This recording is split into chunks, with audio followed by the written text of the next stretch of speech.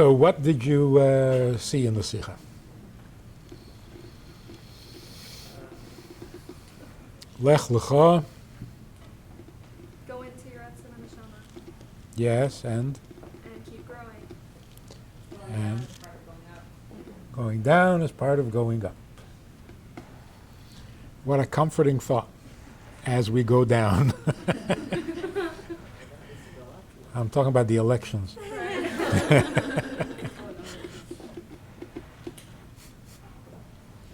Going down is part of going up. How so?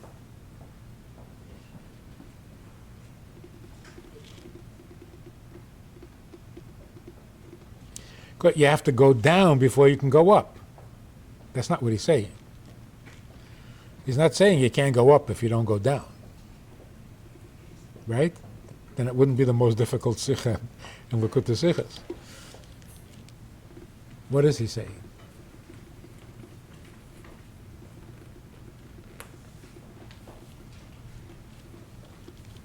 Did you read it or not? It was very difficult. But you got something, no?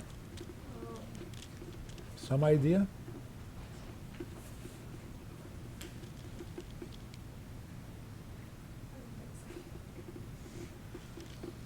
So before we go any further,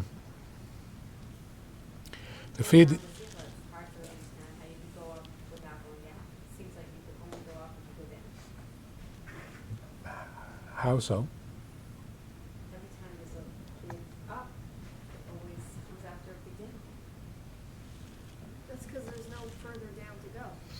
Well, you get rock bottom. It's like rock bottom. Once you hit rock bottom, the only way to go is up.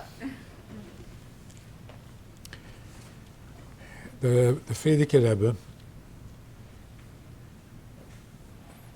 related to the Rebbe, and the Rebbe recorded it in the Rishimes, that only twice in his childhood, the Frierdiker Rebbe's childhood, he heard his father, the Rebbe Rashab, being Maver Sedra, going over the Sedra Friday before Shabbos. And hearing his father read the Parsha made him into a Baal Tshuva. This was when the previous Rebbe was approximately 11 years old. Then the Rebbe said, I heard my father reading the Pasuk, Vayemer Hashem el Avram, Lech Lecha, and tears were falling from his eyes, tears of pleasure. And I saw the body dissolving into the sweetness of godliness.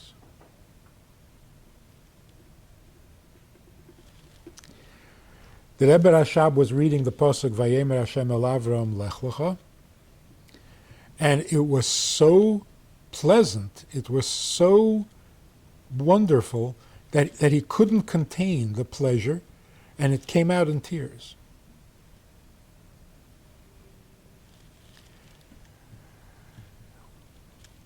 What is it about the Pasuk Vayemer Hashem el Avram that is so wonderful?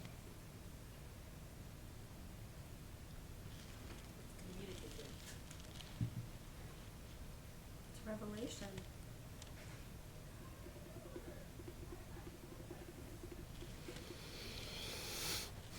Vayemer Hashem el Avram, not Avram daven to Hashem.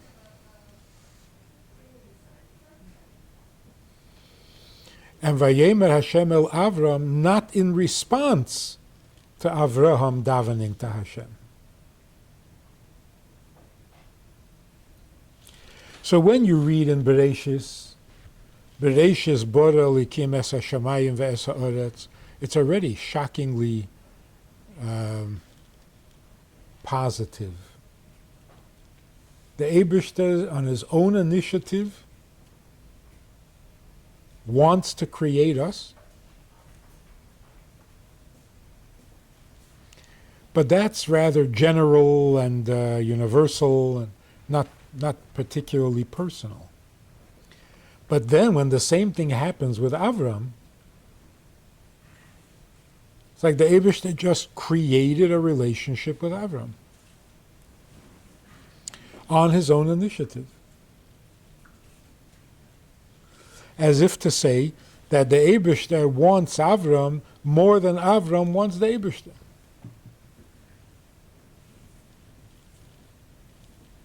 And Avram is not just somebody. That's Grandpa. That's Zayde Avram. That's the first Jew. So our history, on a more personal, doesn't begin in Bereshis Bore Elikim, but in Vayemer Hashem El Avram. That's where we begin. That's how it all started.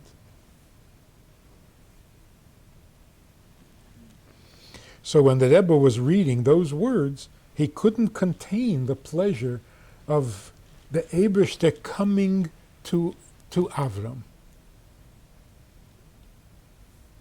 reaching out to Avram.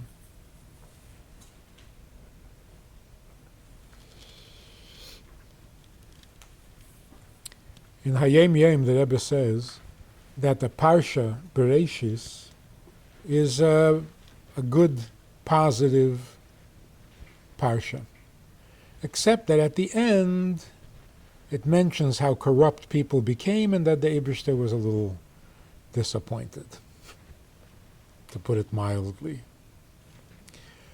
Noach is generally not such a happy Parsha, even though at the end there's a bright spot because Avram is born. But Parshas Lech Lecha, the third Parsha, is a very, very pleasant, enjoyable Parsha because we live the whole week with Avram. So first of all, Parsha Bereshis is a positive and upbeat Parsha, only at the end is negative?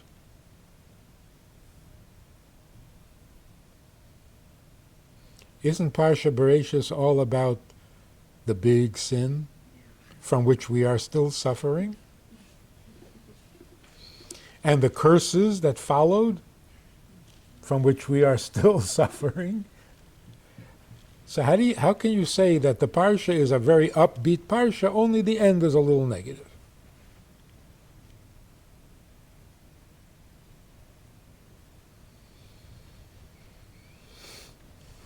And what makes this Parsha, Lech Lecha, even more positive than Parsha Bereshis? Because it doesn't end on a bad note.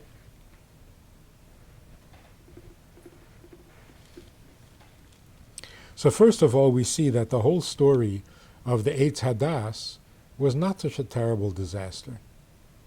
Otherwise, you couldn't say that that Parsha is an upbeat Parsha.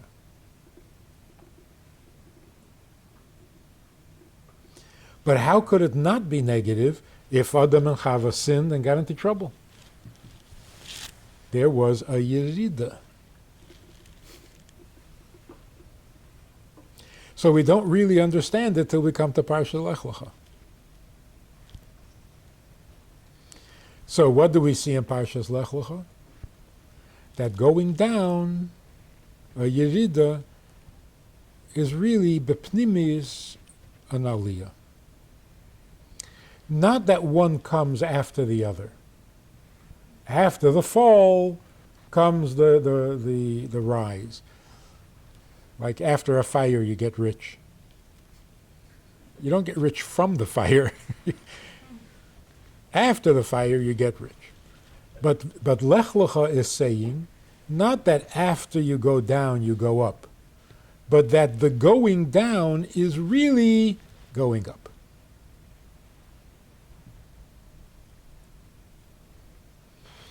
So how do we see it? The name of the Parsha is the name of every event and word in the Parsha.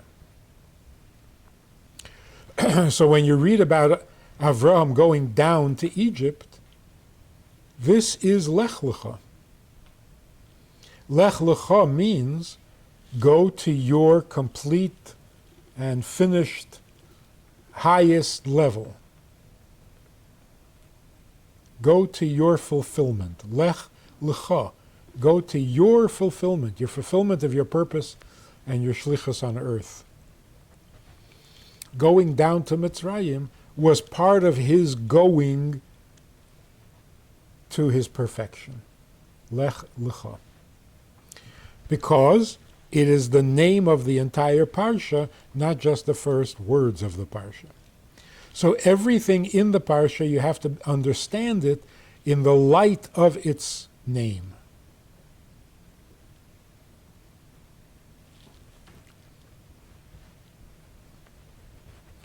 Now on the surface, going down to Egypt, Vayered Avram Mitzrayma, is certainly not a positive, upbeat, or progress in his purpose in life. In fact, he was told to go to Eretz Yisrael. That was his tachlis. That was his purpose.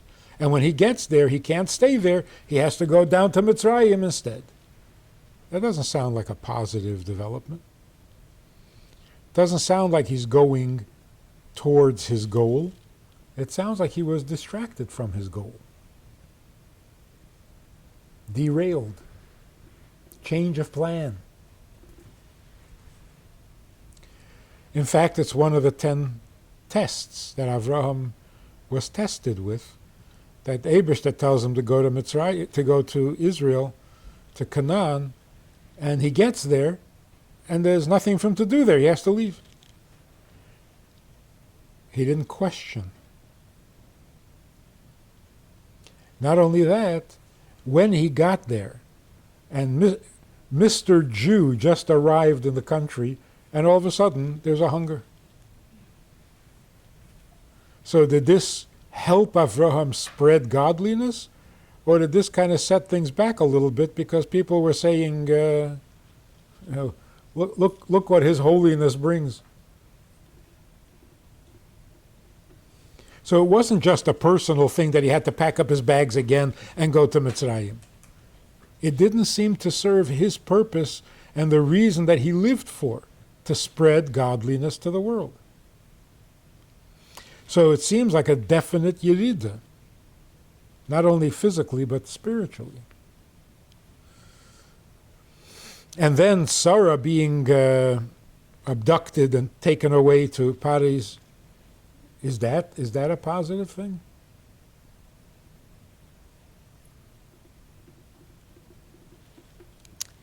So the first thing we need to know is that our progress is measured not by how high we get, how holy we become.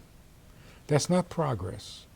Because we were holier, no matter how holy you were holier in heaven. You can't get holier than that. So when you leave heaven and come down to earth, even the biggest tzaddik, that's not an aliyah, that's a yerida. So becoming holier, becoming a bigger tzaddik, that's not going to help. To be holy and a tzaddik, you can stay in heaven. So how do we measure our success, progress? How do we know we're getting closer to our goal? By looking at the unholiness in the world and measuring it. Has it become higher? Has it become lighter, brighter, holier? Because that's our progress. When we turn the darkness into light, now we're making some progress. We turn a lot of darkness into light, we're making a lot of progress. That's why there's an external and an internal reality to this project. Because externally, it looks like we're going down. Because if you have to engage the unholiness, if you have to deal with the klipa, that's down. So it looks like you're going down. And you are going down. If you have a job at the bottom of the ocean, you got to go down to the bottom of the ocean. But when you're going down to the bottom of the ocean because that's where your job is, are you getting closer to your goal or further away?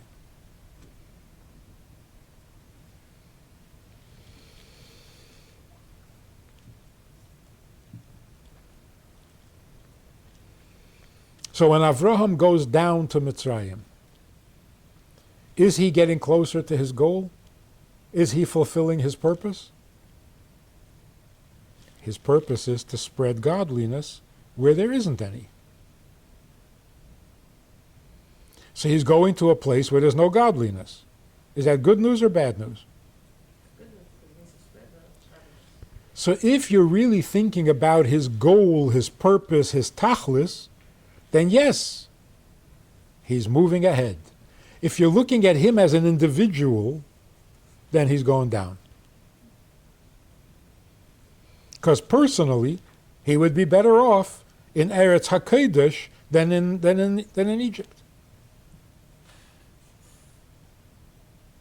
But that wasn't his purpose. That he went because Hashem told him to go.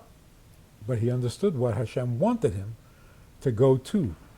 So Ham wasn't, Israel was full of Canaan, yes, so they weren't. it also needed to be, yeah, but not as badly as Mitzrayim. So how was it measured?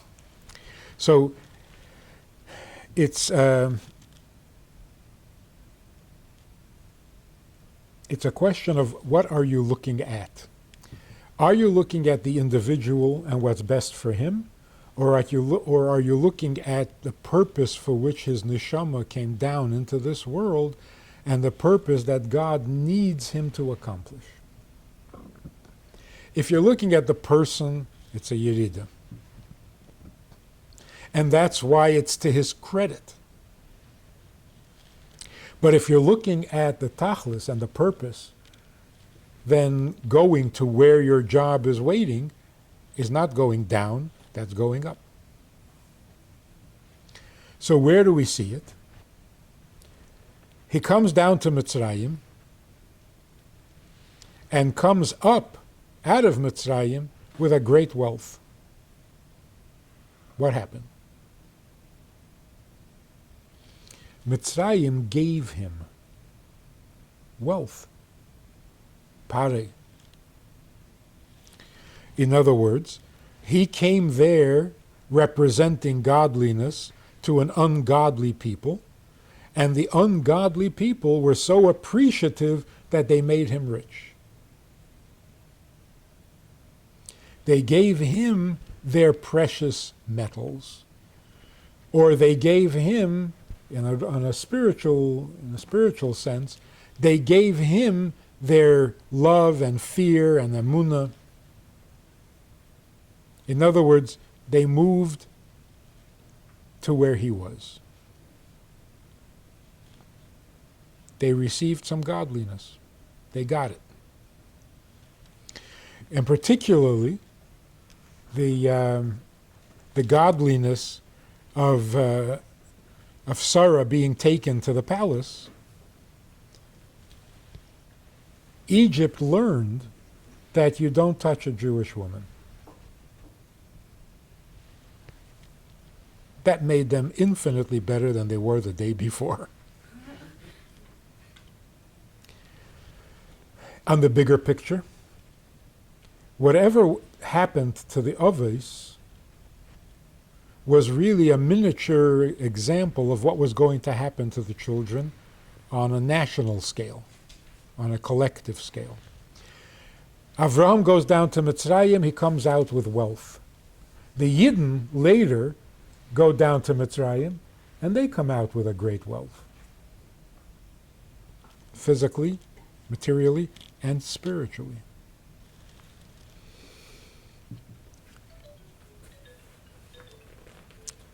Sarah is in Egypt, in Pare's house, but nothing bad can happen to her.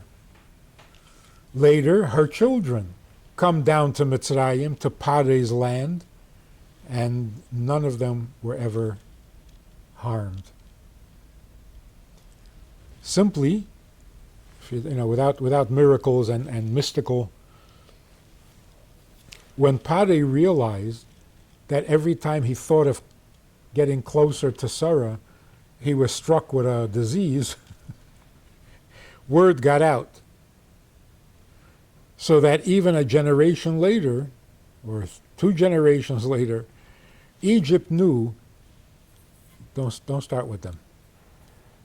It's not worth it. So just by reputation, they were afraid of Jewish women.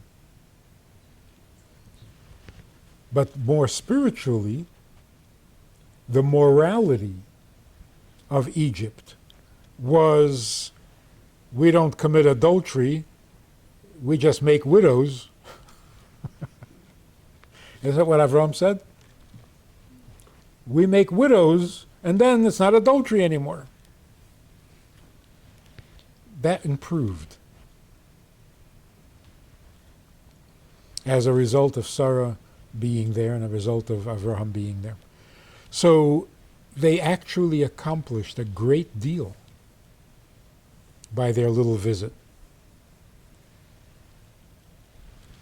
So when Avraham said to Sarah, say you're my sister so that they'll give me gifts, of course he wasn't talking only about himself.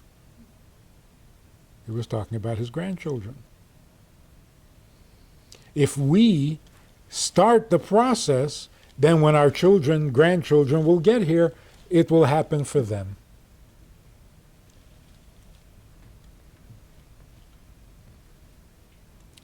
So that's simply stating a fact. Since our job is to elevate what is low, we first have to go down to the low in order to elevate it.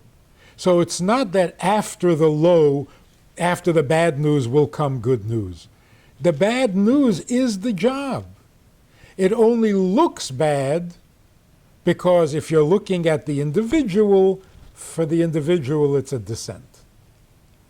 If you're looking at the purpose, then it's part of the job. It's part of the aliyah. How do you elevate a building? You reach underneath and lift it from the bottom. You can't pull it from the top.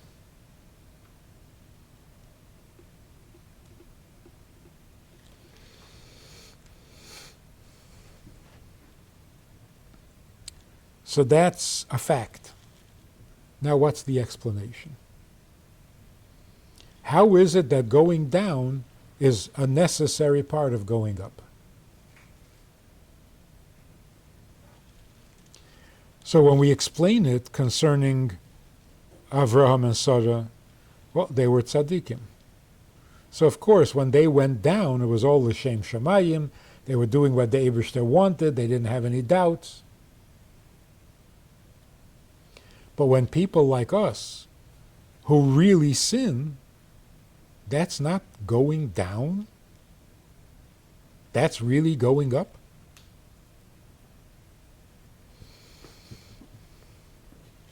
That means we can't really sin. How disappointing.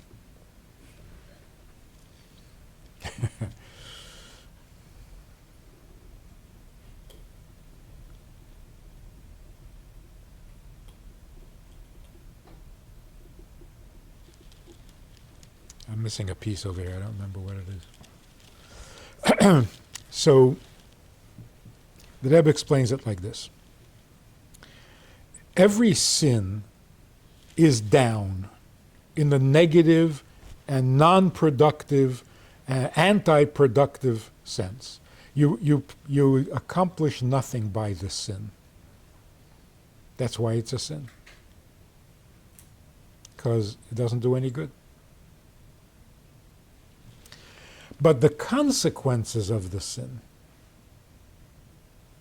after a person, God forbid, sins, what happens to him, to the world? The consequences, that's part of going up. Because everything that happens by divine plan. So the Eibishter, knowing that you're going to sin, planned for the sin to produce a positive result. So when a person thinks, I just destroyed the world because I sinned, the Eibishter wants the world to become holier. I've just made it less holy. On the surface, that's true. But under the surface, since everything happens by divine plan, even your destructive behavior leads to the proper conclusion and brings the world to its perfection. But it's despite you. With Avraham and Sarah, they were working together with the Eibishter in producing the positive result. But when we sin, the positive result comes despite us. Even though we went in the wrong direction, the consequences are going to lead the world to its fulfillment. As if to say like this: why does sin exist in the first place? Make us better. Sin makes us better. Yeah, because if you don't have temptation, it's no working on yourself. No? Meaning, we don't have to sin, but the concept of sin. So that we Sin can is reject free it. will, no? Yeah, free will. So that we could reject it. And have the options there. To choose good. So we can get closer to the Mishnah. How do we get closer by sinning? Well, going down, going up, the further away, and then wanting the return. All right. You're elevating things that were concealed that you couldn't do. Not by sinning. Well, not But doing intentionally, tshuva. but if you were led to a sin and then you do tshuva, Ah, you were led there purposely to elevate the sparks that fell very low, that no Okay. one else could do that. so so in every sin, there's a godly potential. The godly potential is released when you do tshuva. That could only come, Huh? then why not take out sin altogether? And then, yeah, then we would go to Lord B.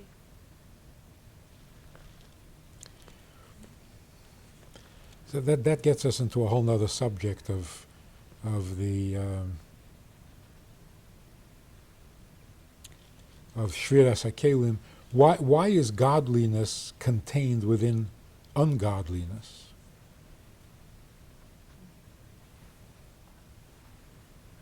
How could it not be? It's also created by God. I mean, there's Right. nothing- Right. So since God created the unholy, there's a spark of holiness there because He created it. But that's kind of a paradox. There's holiness in every unholy thing. What does that mean? Well, He created this world so that way for us, He created this unholy world for us to elevate it. He created everything so that way we can bring out the godliness in it. Yeah, So but how is that not obvious? what is the sense of it? You hide. It's like you hide godliness in ungodly places and then tell us to go find it. Don't hide it. Are you just creating a job for us? Thank you very much. I'll hide it. You go find it. Don't hide it.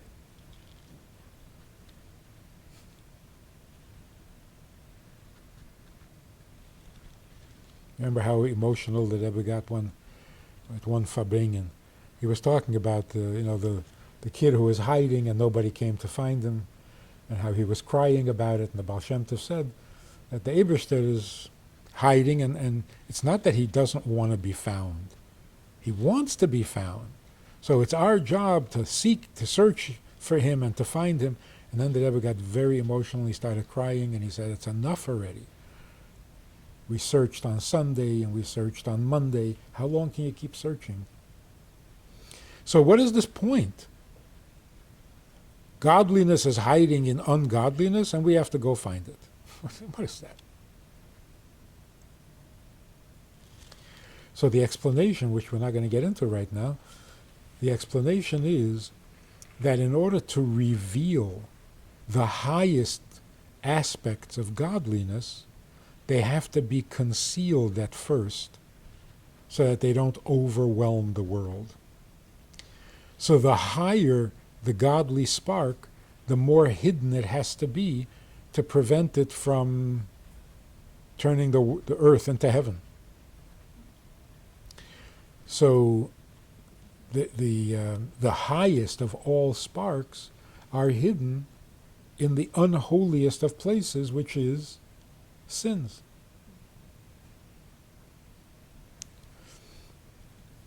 When we do tshuva for a sin, we release that godliness that only a sin could hide.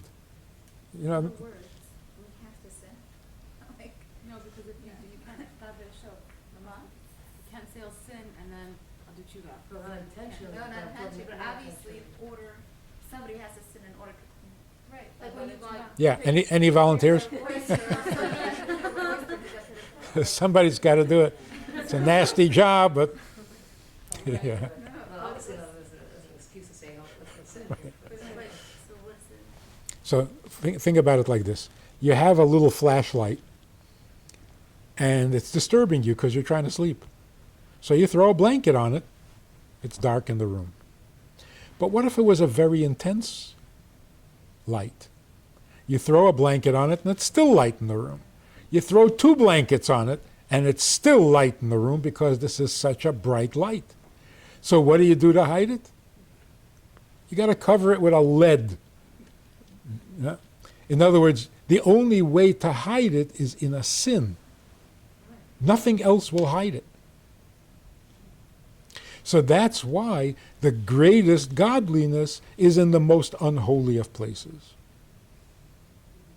Similar to the fact that Avraham was born to the idolater of the generation. Like a spark of godliness completely concealed by all the tumah around him and his family and so on.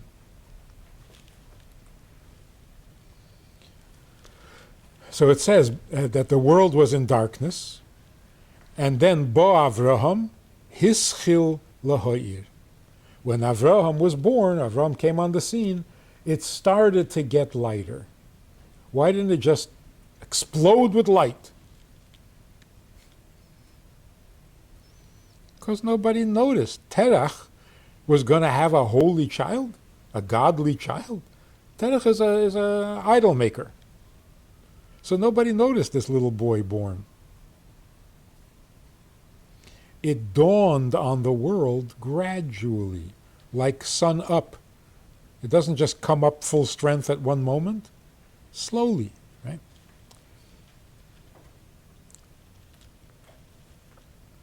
So, to get to the holiness, you obviously have to go down to where it's hiding, to where it's concealed. So we're told that if you want to elevate, meaning to extract the holiness that is in a sin, you can't do it l'shem shamayim. A person can't say, I'm going to eat pork because there's a divine spark there and I want to elevate that spark. You can't say that because no matter how much pork you eat, you will not elevate it. You can't get to it. The sin has it locked up so badly that no matter how many times you try, it will not work. In other words, no matter how much your kavanah is l'shem shamayim, it can't break through that concealment. What can break through? Only the power of tshuva. since tshuva comes from a deeper place in you than your kavanah, even your best kavanah, How do you get the proper form of tshuva? by sinning. Right. So if you, by sinning, with the best intentions, you can't reveal what's concealed. I'm not saying that I'm. Right, your intention, exactly. If your intention is to elevate the spark, you'll never do it. Right, but doing tshuva. But if you happen to have sinned because you sinned, without any great kavanah, right? And then you experience a real tshuva, that tshuva will release the divine spark that is in the sin. Is this why we're created? To have this kind of inclination towards him? It's not our fault at all. I mean, we take responsibility for something that we do, I understand it. But on a high level, think about like, we were put into this world for this. Yeah. And we were put into the condition that will make it necessary for us to do tshuva. So then it's not such a bad thing that Adam and Chava. With Adam and Chava, they actually had a kavanah. They never intended to sin because they had no Yetzer Hara. But when we sin, it's a sin. So we're still the volunteers. It's the real thing. We're still the volunteers, though. For the Okay, so sinning. so again, here's the point. Yeah, but when you do tshuva, you The sin itself, But we say, you know, we're saying that we have to sin in order to get there. That it must happen. yeah, as if we need to be told. What if we sin? If you haven't sinned yet, will you please get on with it? Thanks for the reminder, but I really didn't need one. So the sin itself is bad. There's nothing good about it. But the divine spark in the sin, which you can't get to by your positive kavanah, you can get to it through tshuva. Where's Avram sin? Hmm? Well, where's Avram? Where is it here with Avram and Sarah? Where they didn't sin. They're just a simon. They're just a model for us, but we're the real thing. What if one does tshuva and then sins again with the same sin? Does it go all the way? Will the spark fall all the way back and lower? Obviously, there's more there that he hasn't elevated yet. He's got to try again. To reach a deeper level of tshuva?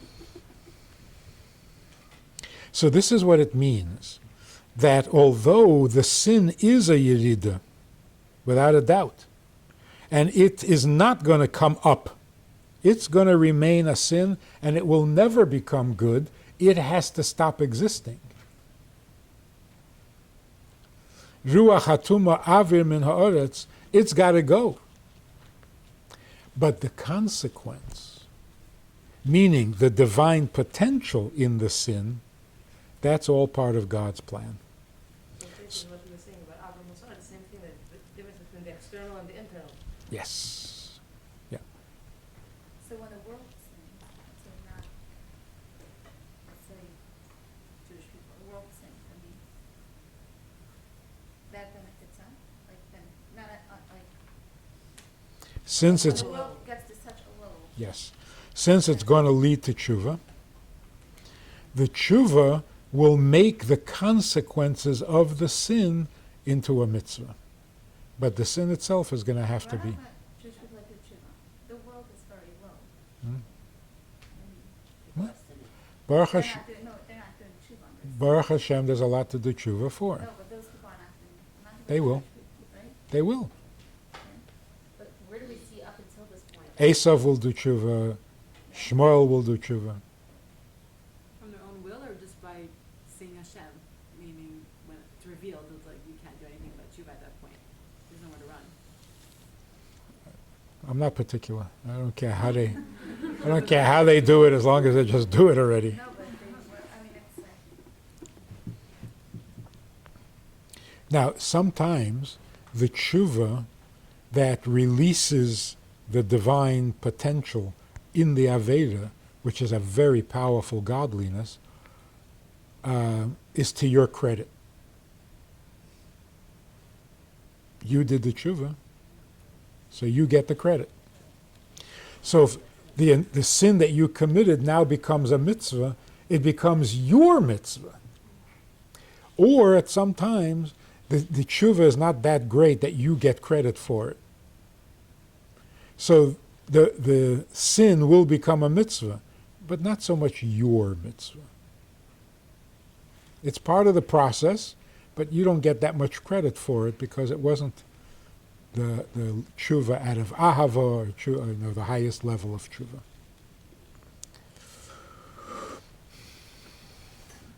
So what does that do practically, besides encourage us to sin?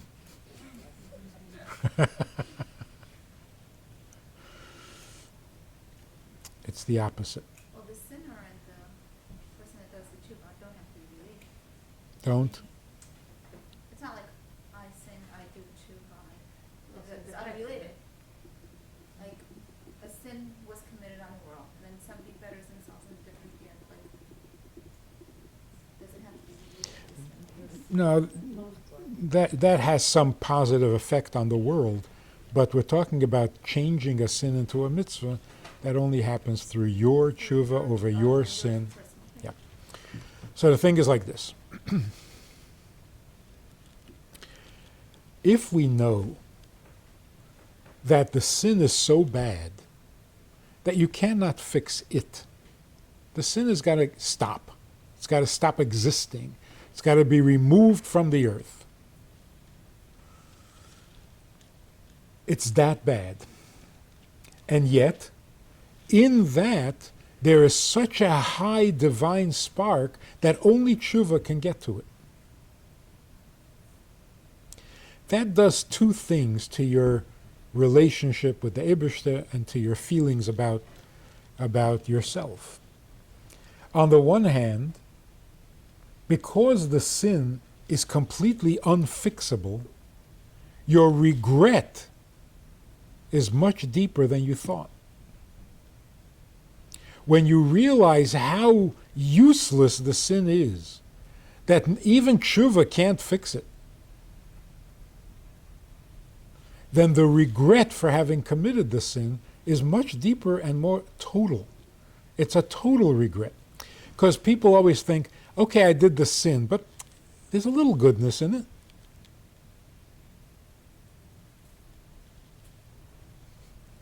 I stole the guy's money, but I left him some. See, there's some good. Then it ruins your regret. So finally you say, okay, yeah, I regret. But you don't really regret because you think something positive, something nice. You justify it a little bit. But when you realize there is nothing nice about the sin, you cannot fix it, even with the highest level of tshuva, it will not get fixed. It cannot remain, it cannot exist, it's got to go. Then your regret is much deeper. I did that? Why doesn't that discourage you? If you're that bad, just like the sinner's got to go, maybe you got to go too. So how does that enable you to do tshuva? It kind of feels like quitting, defeat. You give up. If I'm that bad that I could actually get attracted and get pleasure from something that has absolutely nothing going for it and it just has to stop forever, then I'm too far gone. Well, you can't go further than. So I'll have deep regret, but I can't get back on the horse. I'm too far gone. I'm lost. They can't go further than gone, so you have to go do something. Quit. So yeah, there's only Give one up. direction. You give up. Say, fine, so I'm not Jewish. I've lost my soul. That's why you also have to know that the divine spark in that sin is so amazingly positive. And that tshuva can redeem it. So we have to know how bad the sin is, but you also have to know how powerful tshuva is. Otherwise, you'll have a lot of regret, but no energy to do a mitzvah with. You'll be completely defeated. So what inspires tshuva? Not only the regret for the bad, because that would just leave you in a very bad place. What inspires tshuva is not only the regret for what happened, but the pleasure of what could now be.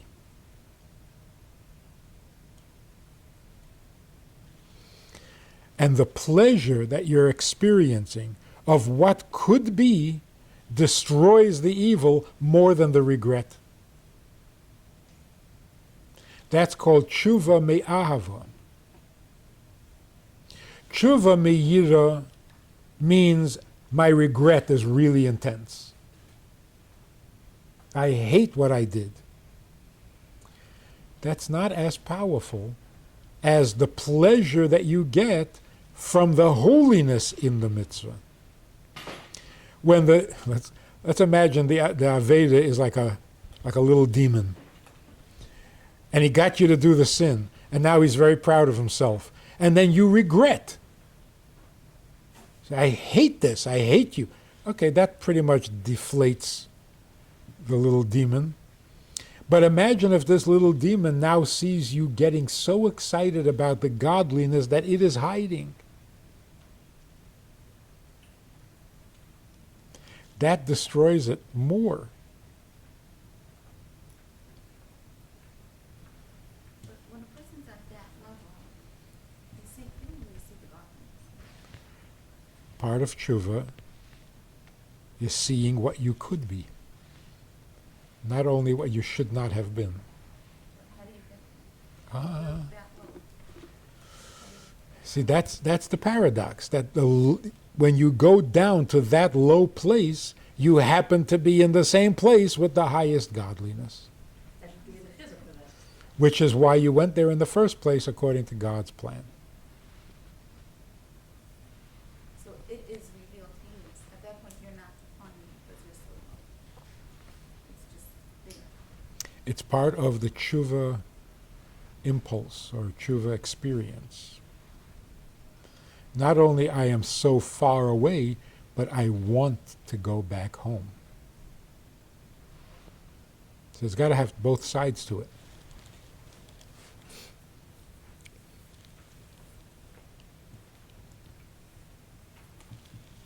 Chassidus emphasizes the positive, because it destroys the unholiness better than hating the unholiness. Because even if you hate the unholiness, you're giving it some energy. You're giving it some recognition. I regret my sin. Oh, you're talking about sin again? No, I really regret it. I hate it. Yeah, but you keep talking about it. And that's really what it wants, is your attention. But if all of a sudden you're so excited about the opposite, that leaves it out of the picture completely, and it just shrivels up and goes away.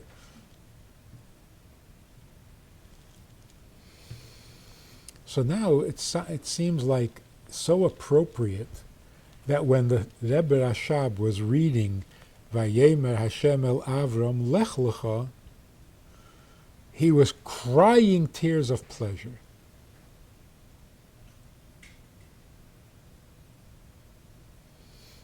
Even though in Parshas Lech Lecha it talks about Avram going down to Egypt and Sarah being kidnapped.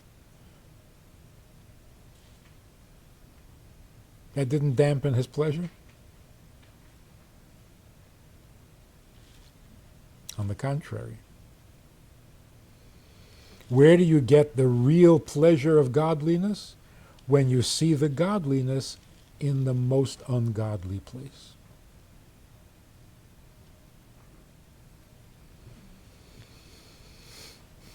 And that's why the last generation before Moshiach, which is the lowest generation, we've gone down lower than Mitzrayim.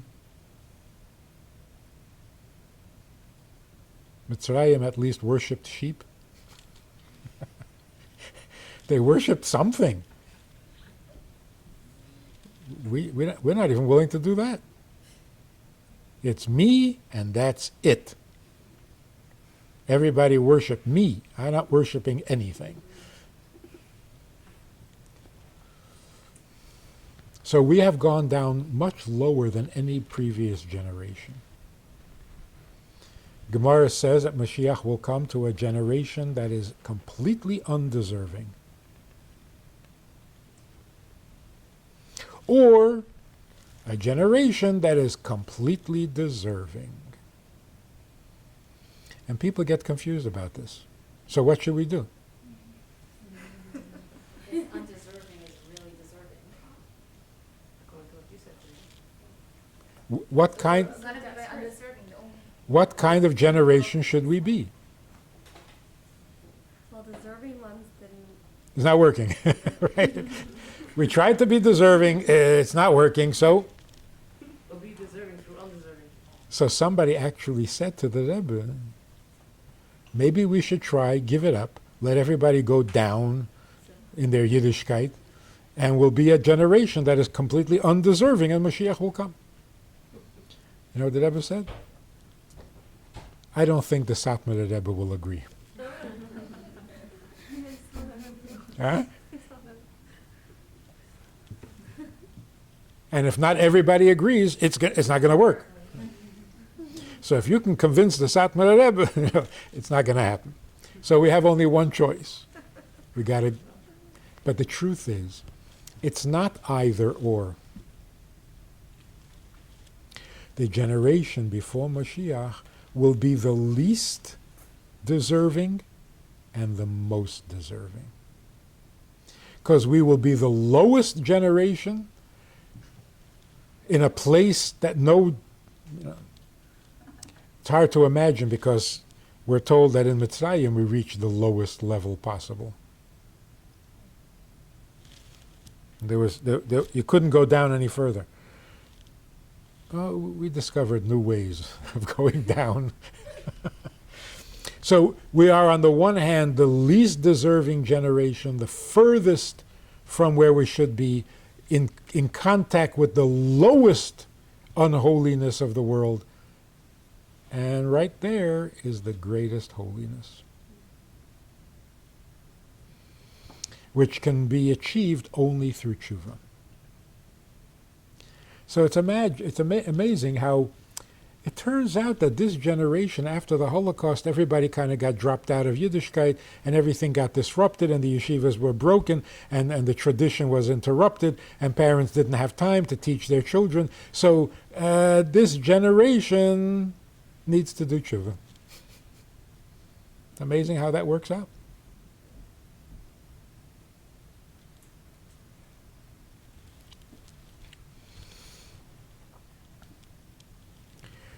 So, what is the story of Lech Lecha?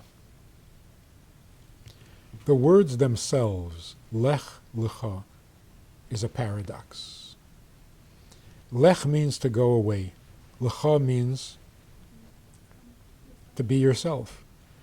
So, what are we doing? Are we being ourselves, or are we far from home?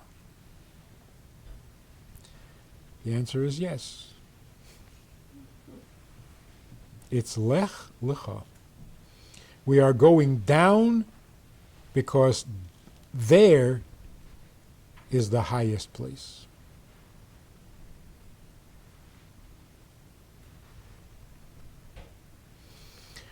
The way the Torah sees the world, Eretz Yisrael is the top of the world. So where Eretz Yisrael is, that's the upper half of the globe. America is the lower half of the globe. So somebody asked, back in the times of the Alter Rebbe, how is it that the people in America don't fall off? They're walking on the earth, but we're dangling from the bottom of the earth. How come we don't fall off? What's the answer? So the scientists said it's gravity. The earth pulls you. No. See, the question is not even a good question. The question is not a good question. Why don't the people in America fall down? There's nowhere to go down from America, we won't go up there. Where would they end up if they fell? Back in America. If everybody in America fell off the face of the earth, where would they end up? In heaven. If we fall off the earth, we end up in heaven. Because over our heads there's a heaven. So the question really is not a good question, because we wouldn't be falling down, we would be falling up. Nobody falls up. I think like nursery kids would get this. They're very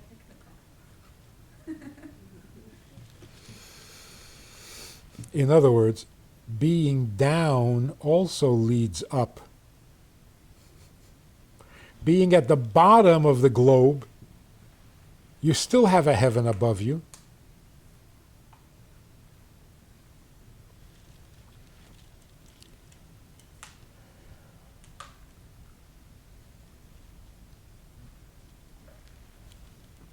Everything is drawn to its source, not by a magnet. So anything created of earth wants to stay home. If it gets separated from earth, it becomes homesick. Even a bird can fly for a certain amount of time, but then it has to land, because it's made partly from earth. Birds were made from water and earth, but the earth element brings it back to earth, because earth belongs with earth. Fire, on the other hand, does rise. How come gravity doesn't pull fire down? Its source is by the most. Because it also wants to go to its source. And its source is not earth.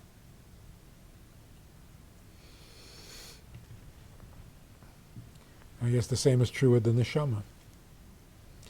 The neshama is drawn to heaven, because that's where it belongs. That's where it comes from. For the neshama to be on earth is definitely a yerida. But this yerida fulfills its purpose. Without it, it has no purpose. So it can stay in heaven, in its natural environment, but then there's no point. So Gurkha Neshama also has this concept. Huh? Gurkha Neshama has this concept Yeah. also. So for the neshama to be on earth and doing earthy things, which is the only way you can do mitzvahs, is with earthy things. For the neshama, it feels like a yerida, but it is excited about the potential to fulfill its purpose. So if the neshama is thinking about itself, it's upset about the yerida. But if it's thinking about its purpose and about its shlichus, everything is going up. And if you get so far down that you're actually doing a sin that cannot be redeemed, there's nothing there, it's got to go. But that's where your tachlis is. So do you feel like you're going down or like you're going up?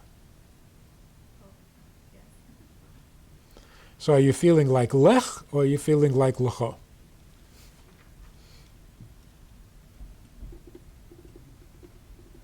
It's hard to see it in oneself. It's easier to see it watching your surroundings, like go down, down. Yep. And it's easy to kind of despair and say, I don't think this is ever coming up. We're just going down endlessly and we're never going to go up. Eventually we'll go down. We're constantly going up.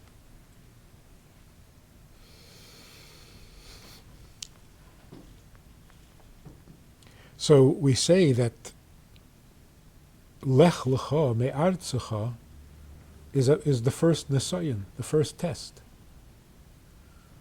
In other words, it must have been hard for Avraham to give up and go. It was a test. And at the same time, we're saying, no, you're not giving up anything. It's Lecha. You're just getting better. So what's the test? To see him instead. They're both true. You're giving up everything about yourself. Your land, your birthplace, your father's home. In other words, all the personal stuff is a yerida. You have to be willing to give all that up. In other words, there's a certain humility that allows you to give up yourself in favor of your kavanah.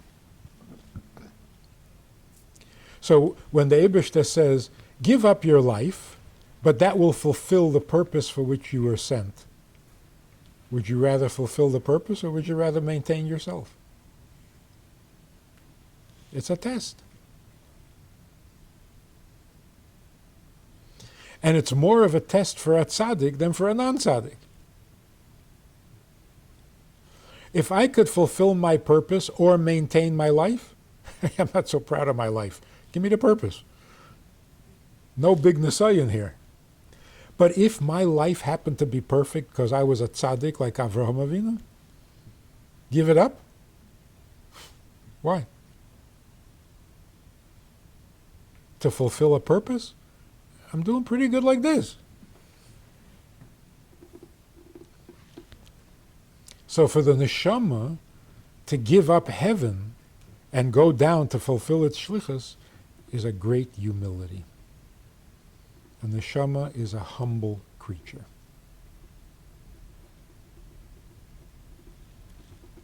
So that's the story of Lech Lecha. Now it's also interesting, it is the third Parsha. The number 3 always represents harmony. Because 1 is exclusive, 2 is conflict, 3 is harmony.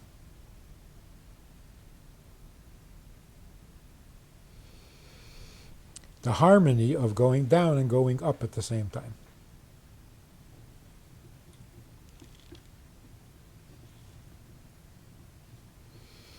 And now we understand why Bereshis is a positive, upbeat Parsha. They left Gan Eden and came down into the world in which there is death and suffering. Now we're getting somewhere. Had they decided to stay in Gan Eden, it would have been bad news. So what did they understand that led them to be thrown out of Gan Eden? They knew that if you don't go down, you don't have a job. You're not getting to your purpose. The Parsha Bereshis doesn't end very positively because it describes a whole generation of people who are not interested in their purpose. Now why destroy them? Why not have them come back out? It depends on how much potential was left. There was so little potential, it had to start all over again.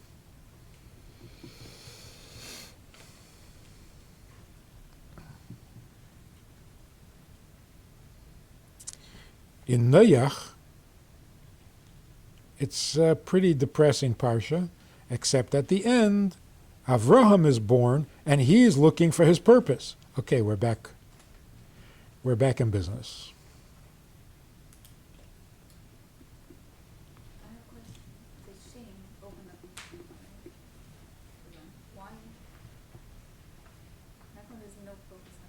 No, focus on that? It's also- because it was a yeshiva. No one could afford the tuition. You know. So they were down to about 6 students. It was a total failure as an institution.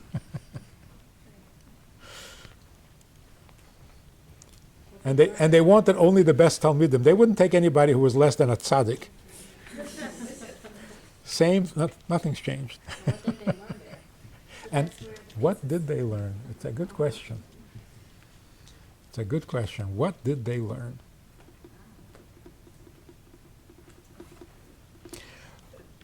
What did the malachim learn? What did the angels want the Torah for? Moshe had to fight them. They wanted the Torah. Have they read it? It says, if your bull gores a cow and kills it, they have any idea what a bull is, what a cow is, what death is? What are they learning? They want the Torah? They don't trust us. Obviously, when they read it, it didn't sound like a bull and a cow. It sounded like two divine attributes that may be in conflict. So when Hasidus or Kabbalah or even the Medrash comes along and says, no, it wasn't just a bull and a cow. It was a divine attribute of kindness and the divine attribute of severity. And so, oh, come on, what are you trying to do? You're spinning it, you know? No, that's the original understanding. That's how Torah is studied in heaven, before it comes down to earth. So we're not spinning it to make it sound better.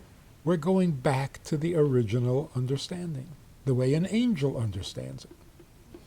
The way an angel understands it is the way a neshama in the womb is taught the whole Torah.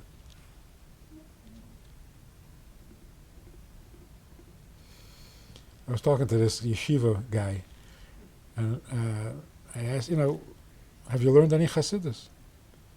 He says, I tried. I don't know. I can't get it. It doesn't speak to me. And then he said, and I know why. I was born premature. So I learned the revealed part of Torah, but when it came to the classes on Hasidus, I was already born. So I missed those classes.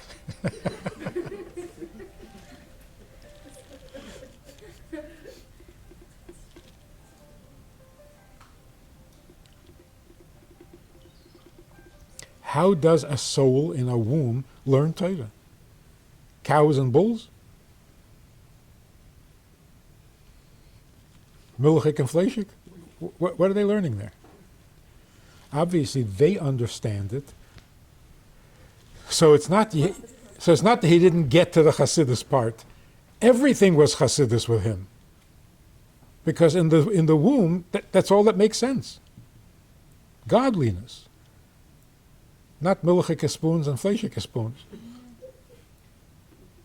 When the Torah comes down, the godliness takes on even a physical reality. For us to be able to understand the godliness, we need the physical realities to see what to understand. And the godliness needs to affect the physical.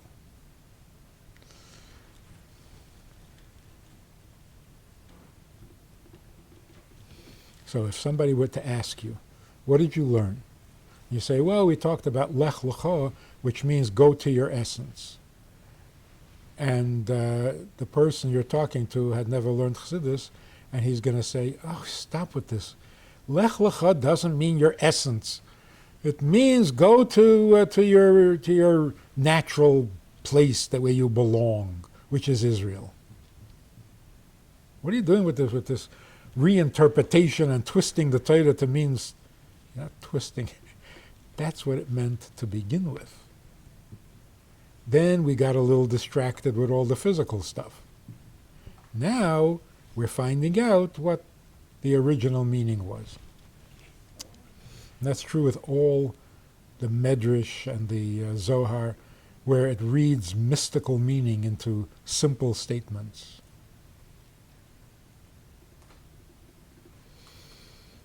The Jews came out of Mitzrayim with a great wealth. Oh, that means the divine sparks. Oh, stop it.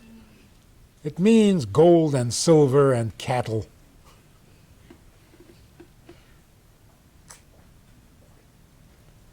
Yeah, it means that too.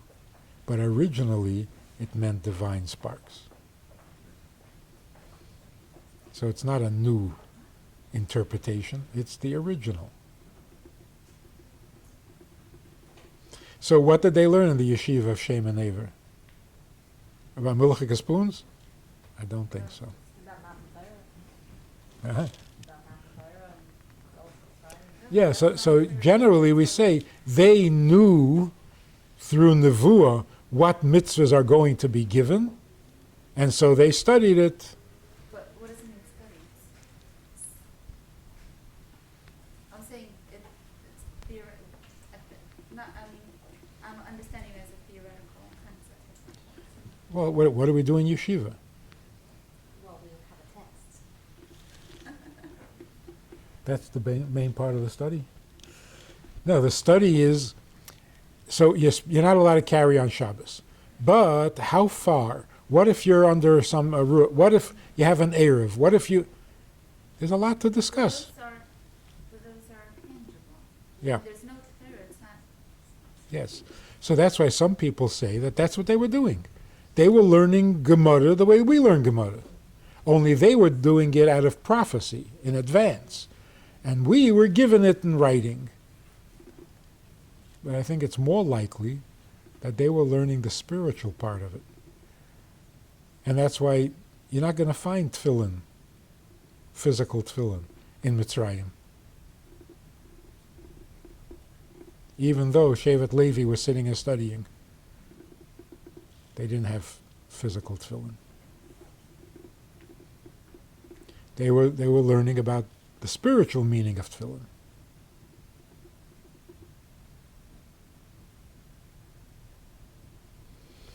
The fact that the Avos kept all the mitzvahs, including Erev Tafshilin, or Erev Chatzeres, that's exceptions.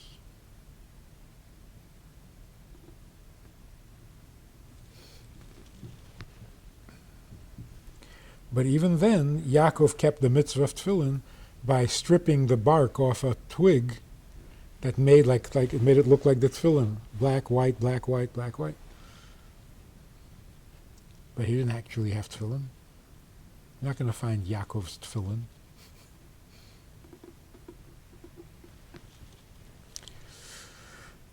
So that's Lech Lecha.